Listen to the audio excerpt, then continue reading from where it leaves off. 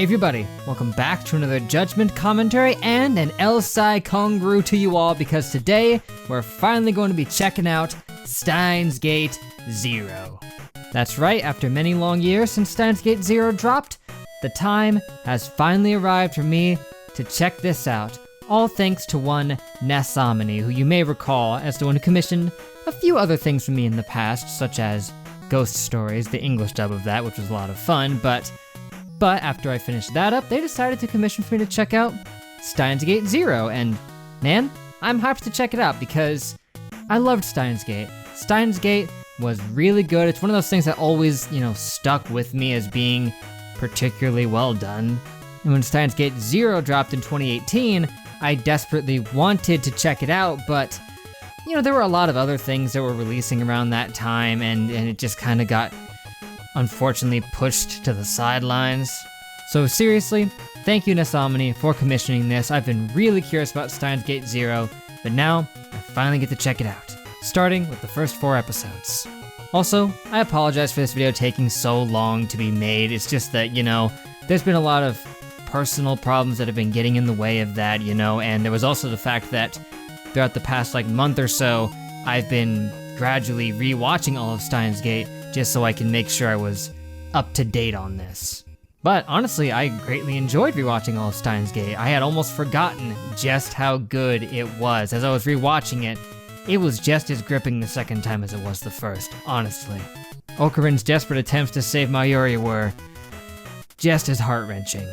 Now, sadly, as many of you are probably already aware, most of my Steins Gate reactions did not survive the 2020 apocalypse. A lot of them are lost to time, banished to another world line, and I can't find them anymore. But everything from episode 17 and up, including the movie, does still exist, so I'll leave a link down in the description if you want to check those out. Dang, there are some key moments in there, like in episodes 12 and 13, that I would have liked to see my original reactions to again, but such is life. In any case, after 4 long years of waiting, there's no sense in waiting even 1 second more. So, what do you say, guys? Let's begin episode 1. Alright, this was the beginning of Steins Gate Zero. So far, so good. I've been enjoying it. It's, of course, much like Steins Gate, the original, in that it likes to take its time. It likes to build up to things. There are moments where it slows down, relaxes, and just establishes background stuff. But all of that pays off when it hits you with the bigger moments. And so far, the emotional weight has been very heavy, metric tons worth. Okurin having to, face this very odd circumstance of the AI with Kurisu's memories in it. It's hard for the guy. Like Maho was telling him, that it's easy to get mixed up. That he's feeling like it's her and that she's alive. I mean, he said it definitely, this is her, but Maho believes otherwise, that it is just the AI masquerading as Kurisu, rather than being a true iteration of her. But like she said, it would be very easy to be tricked because it is approximating her very closely. But isn't it weird that specifically the professor, one of the things that he wants to know is if the AI can fall in love with him. And it's also interesting that he would bank it on this because they don't know the extent of the relationship that they were in. As far as they know, they only briefly knew each other while she was there in Japan. And sure, from his reactions, they can tell that they were at least somewhat close, but why would he even want to know that specifically? I don't know. Is it important to your research to make an AI that can fall in love? I mean, maybe if they're trying to make an AI that can as closely approximate the human experience as possible, love is very key to that, so I guess you'd have to test it eventually. And our American professor here seems to be a little shady. There's a little bit of shade to him. Not too much, he seems jovial enough, but when he was walking down the hallway, he goes after him and he just friggin' vanished, even though it was a friggin' dead end. Don't know what that's about. And it looked like that silhouetted figure in that future vision thing he had. might have been him, but I could very easily just be stretching this. I don't think he had some kind of weird hat on, but from like the very like small sliver at the side of his face that I saw, looked a little like him. I'm not sure the voice matched up, but maybe that was just to obfuscate it. And that would be in the future. Maybe he's improved his Japanese by then. But on a different note, Maho, that's what they call her, right? She is interesting in a few ways. I mean, for one, she is very similar to Kurisu in a lot of ways, you know? She seems to get frazzled under similar circumstances. And she was apparently close to Kurisu, but she wished that she could have been closer. She wanted to know more things about her, and she was very broken up when she heard about her passing. We saw that brief little shot of her. She was bawling, man. And on a somewhat related note, Kurisu having these theories about, storing memories into an AI, it's not at all surprising because we do know that she was already researching this kind of stuff about being able to transfer memories. It's how they made, the machine that could transfer his memories to the other world lines. Well, more so, send his memories back in time. Since she was able to create that machine, it makes sense that she would have been researching neuroscience and stuff about memories. But what's interesting about that is that either way, whether she lives or dies, that AI was still made. And that copy of her is always there, right?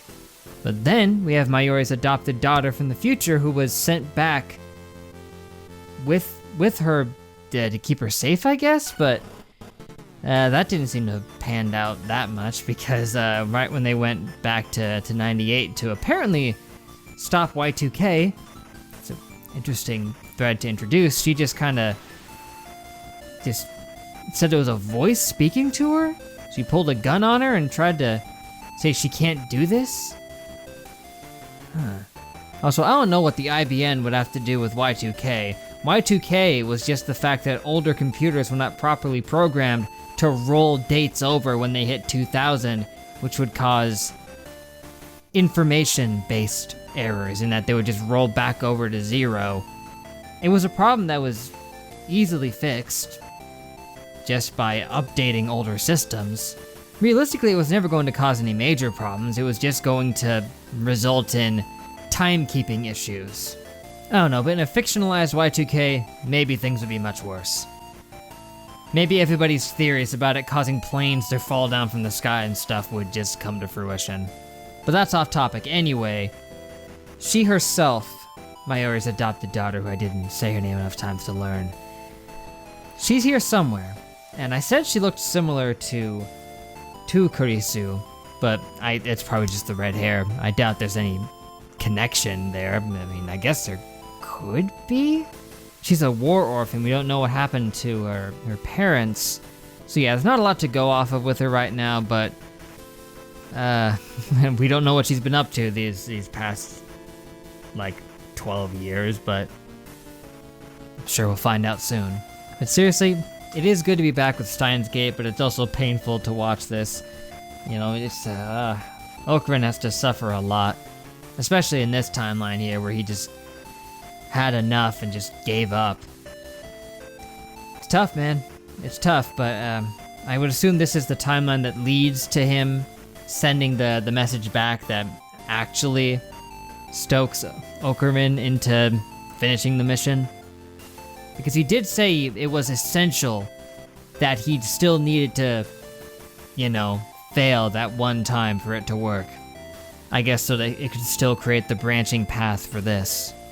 I guess one last thing I gotta say is just how truly bittersweet it is, just Okurin getting to interact with the AI of Kurisu. It's just so bittersweet because, it would be this weird mixture of therapeutic for him getting to talk to her again, but just ripping his heart out because, he's being constantly reminded of the fact that she's not real. It's not her. The real her is dead. So, yeah, I guess that's part of the reason why he can't, pick up the calls anymore, because every time he realizes that, it just sends his mind into a downward spiral. And you can't blame him.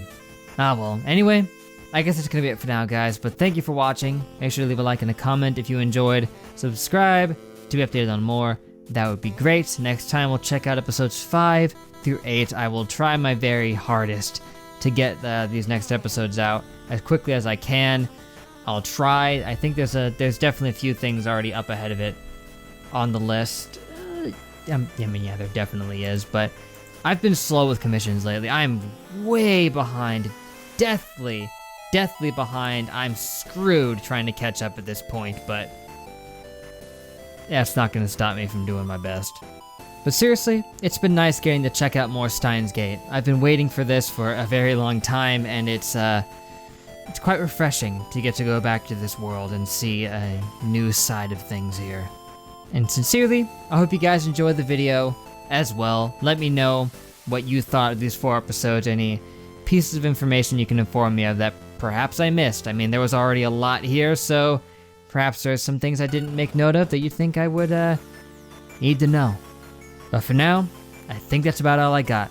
So till we meet again, I will see you guys later.